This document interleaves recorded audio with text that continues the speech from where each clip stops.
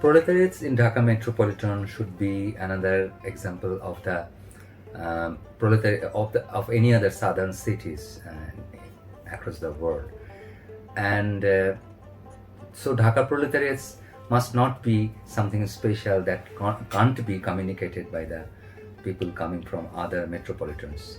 Once I can recall when Noam Chomsky came to visit to Mumbai, and he was asked about, uh, I mean, how he was experiencing in Mumbai. As I recall, he just mentioned that it's another city that has huge high-rises and the slums. I mean, lived by the poor people. So this is pretty common, but unlike some other nations, we do not have the accounts of the metropolitan proletariats, and they might be excluded in the census.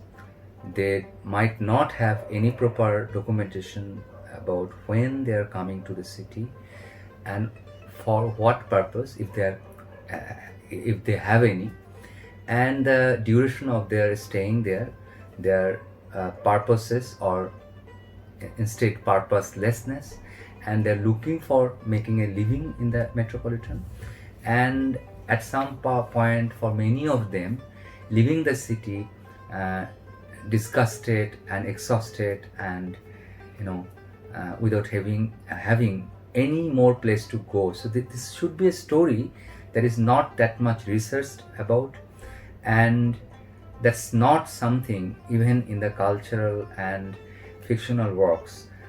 These are not the population that you do see quite often. So that is my concern, first of all, to anticipate or to make a sensible list of the professions, if that is the right word to mention about their lives, the profession or their making of their living, the ways they do make a living in the metropolitan, to make a sensible list. I mean, I cannot recall any serious work that is listing or having a survey on the extreme poor people, the extreme proletariats of the Dhaka metropolitan. But I anticipate that it should be more than 100 kind of different jobs that they live on, starting from picking up the used water bottles, plastic bottles, to collecting things from the garbages, to having literally sheets and other things to separate and make it a kind of resell that, to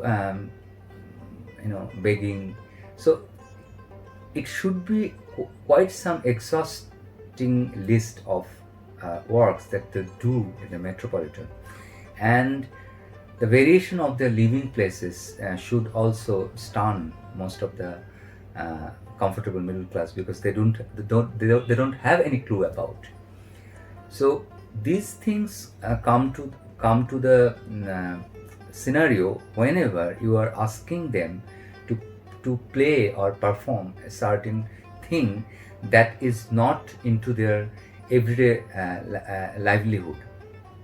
For example, like home quarantine or living in a lockdown metropolitan.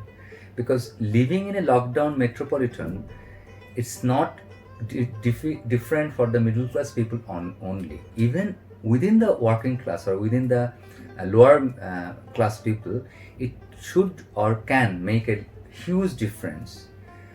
For example, for the people who are not having any job left because they are daily laborers, to those people who don't have any sensible living space at all. And that makes a big difference in Dhaka, specifically because of the reason that there are huge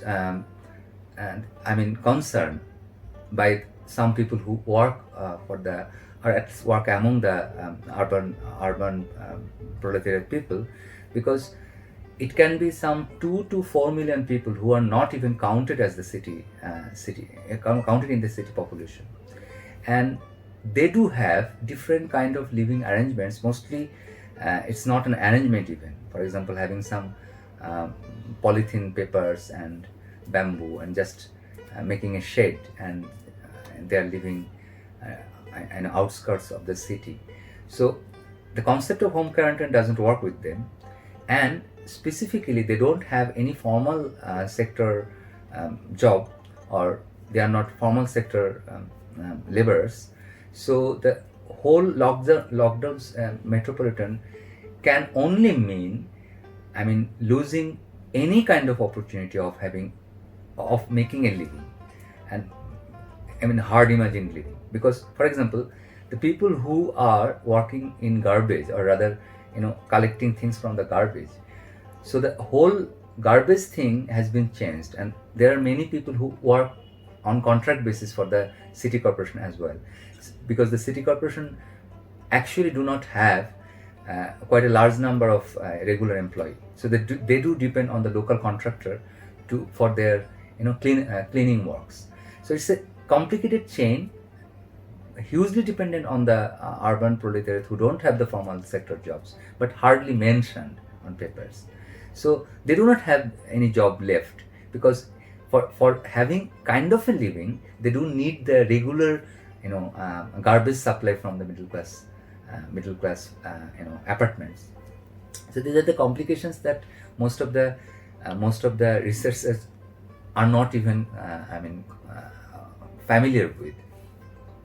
And from the living arrangement, I just recalled a thing that is that could sound interesting.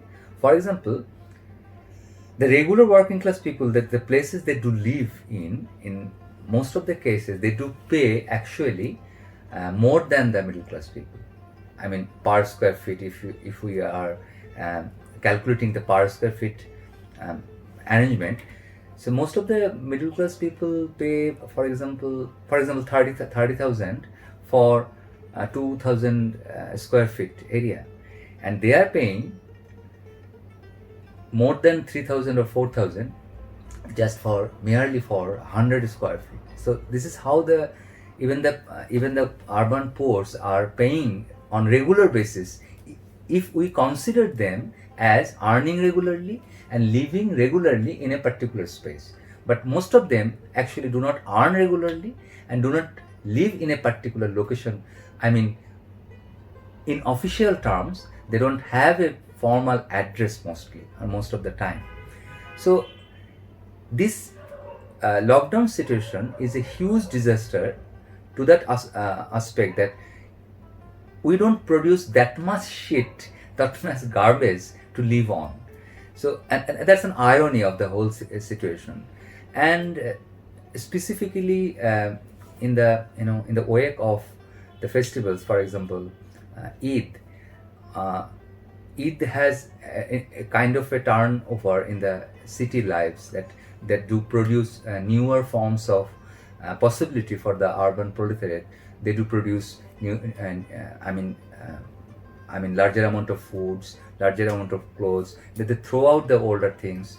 So I think in a regular city life, that does make a difference to their lives. And the lockdown situation actually doesn't provide any opportunity to their everyday livelihood. So from that aspect, Dhaka proletariats are just unseen and a forgotten population that we need to come out from the lockdown to look at their faces again.